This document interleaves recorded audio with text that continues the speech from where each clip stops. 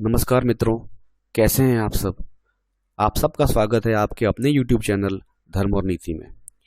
मित्रों, एक बार फिर से हम उपस्थित हैं आपके समक्ष एक नए अध्याय के साथ।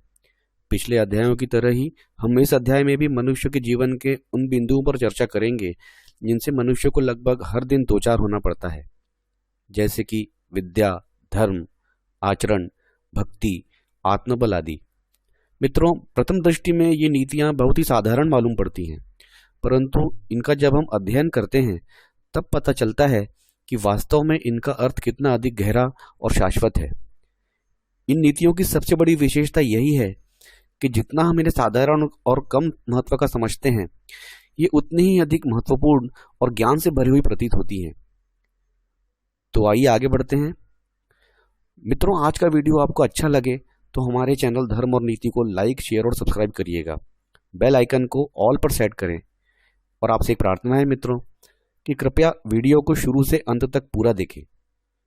तो आइए मित्रों, बिना देर किए शुरू करते हैं।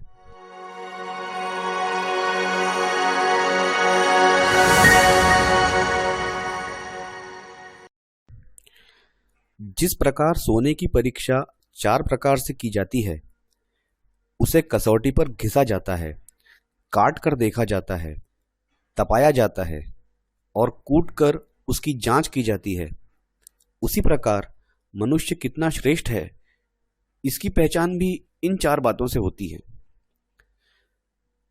चाणक्य के अनुसार इन चारों प्रकारों से की गई परीक्षा में स्वयं को सही सिद्ध करने वाला व्यक्ति ही सच्चा और खरा है। उसकी सज्जनता, उसका चरित्र, उसके गुण और उसका आचार व्यवहार उसके खरेपन की पुष्टि करते हैं। विद्या की प्राप्ति निरंतर अभ्यास से होती है। अभ्यास से ही विद्या फलवती होती है। उत्तम गुण और स्वभाव से ही कुल का गौरव और यश स्थिर रहता है। श्रेष्ठ पुरुष की पहचान सद्गुणों से होती है। मनुष्य की आंखें देखकर क्रोध का ज्ञान हो जाता है। मित्रों, जिन व्यक्तियों को उत्तम विद्या प्राप्त करनी है, वे निरंतर प्रयत्न करते हैं। वे यदि बार बार अभ्यास न करें तो विद्या की प्राप्ति असंभव हो जाती है। किसी कुल का स्थिर होना, उसका यश फैलना, उसका प्रसिद्ध होना और गौरव की दृष्टि से देखा जाना आदि उसके उत्तम गुण, कर्म और स्वभाव के कारण ही होता है। यदि गुण, कर्म और स्वभाव श्रेष्ठ नहीं होंगे तो कुल का गौरव नहीं बढ़ सकता। इसी प्रकार श्रेष्ठ व्यक्ति की पहचान उसके अच्छे गुणों के कारण होती है। किसी व्यक्ति के क्रोधित होने का ज्ञान उसकी आंखें देखकर हो जाता है, क्योंकि क्रोध के कारण व्यक्ति की आंखें लाल हो जाती हैं। धन से धर्म की रक्षा की जाती है।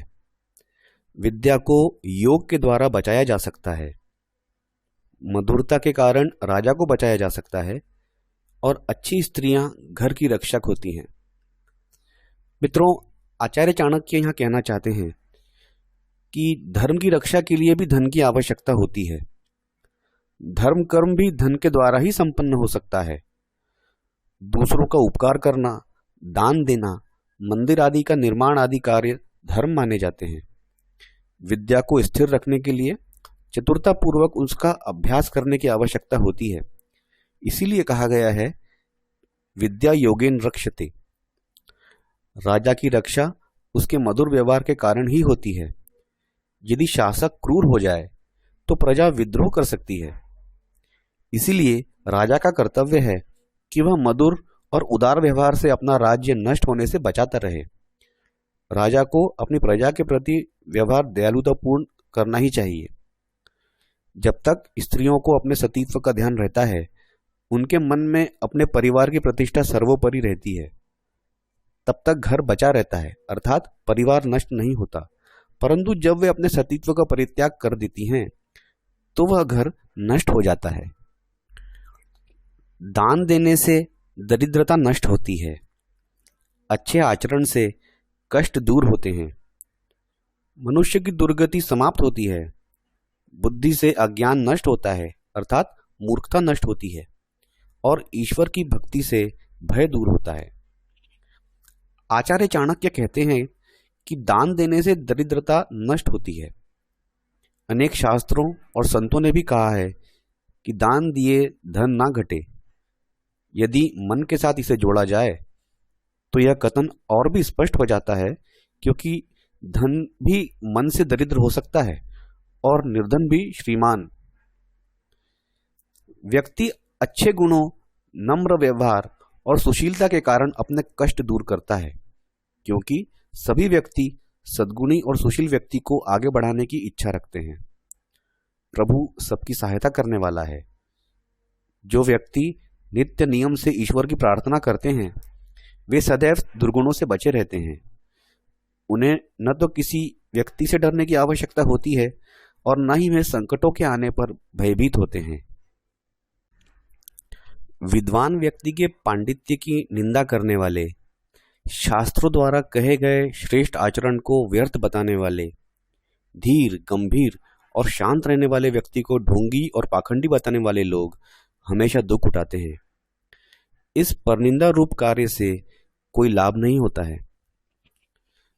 मित्रों, बहुत से लोग अपने स्वभाव के कारण विद्वान पंडितों की विद्वता को व्यर्थ बताते हैं, उनकी निंदा करते हैं। शास्त्रों में बताए गए नियमों के अनुसार आचरण करने वाले व्यक्ति को भी वे व्यर्थ का आचरण करने वाला बताते हैं। विद्वानों को ढोंगी और शास्त्रों को कल्पित बताते हैं। ऐसा करते हुए वे विद्वानों या शास्त्रों की सार्थकता को तो नकार नहीं पाते, अपितु लाभ से वंचित हो जाते हैं जो उन्हें मिल सकता था। शांत और चुपचाप रहने वाले व्यक्ति की चुप्पी को मूर्खों की भाषा में कमजोरी ही माना जाता है। विद्वान, श्रेष्ठ आचरण करने वाले, धीर, गंभीर और शुद्ध व्यक्ति का निंदा से कुछ भी नहीं बिगड़ता। हाँ, निंदक सदैव दुखी रहते हैं। यदि कोई नदी का जल नहीं पीता तो उससे नदी का क्या घटता है? बादलों के जल जैसा दूसरा कोई जल शुद्ध नहीं, आत्मबल के समान दूसरा कोई बल नहीं, नेत्र ज्योति के समान दूसरी कोई ज्योति नहीं, और अन्न के समान दूसरा कोई प्रिय पदार्थ नहीं होता। मित्रों, मेघों के जल को सबसे अधिक पवित्र इसलिए माना जाता है कि वह स्वास्थ्यवर्धक होता है। जिस व्यक्ति में आत्मा का बल है, अर्थात जो स्वयं पर विश्वास करता है, उसमें सभी प्रकार के बलों का सहज रूप में समावेश हो जाता है। आत्मबल क्या शरीर और इंद्रियों के बल से बढ़कर नहीं है? चाणक्य ने नेत्र की ज्योति को सबसे अधिक उपयोगी माना है, क्योंकि नेत्र की ज्योति के बिना मनुष्य के लिए सारा संसार अंधकारमय होता है। अन्न को मनुष्य के लिए सबसे अधिक प्रिय पदार्थ कहा गया है, क्योंकि जब तक अन्न नहीं मिलता तब तक शरीर, मन आदि अपना अपना कार्य नहीं कर सकते। प्राणियों के अन्नमय कोश अर्थात शरीर की पुष्टि तो अन्न से ही होती है। तो मित्रों, इन नीतियों के साथ ही आज का वीडियो समाप्त करने का समय हो गया है। आपको आज का वीडियो कैसा लगा अवश्य बताइएगा। कृपया आपके अपने चैनल धर्म और नीति को लाइक, शेयर और सब्सक्राइब करें और बेल आइकन को ऑल पर सेट करें। तो मित्रों, अब आज्ञा दीजिए और हम मिलते हैं अपने अगली वीडियो में। आप देखते रहिए अपना पसंदीदा चैनल धर्म और नीति। धन्यवाद। भारत माता की जय। जय हिंद। वंदे मातरम।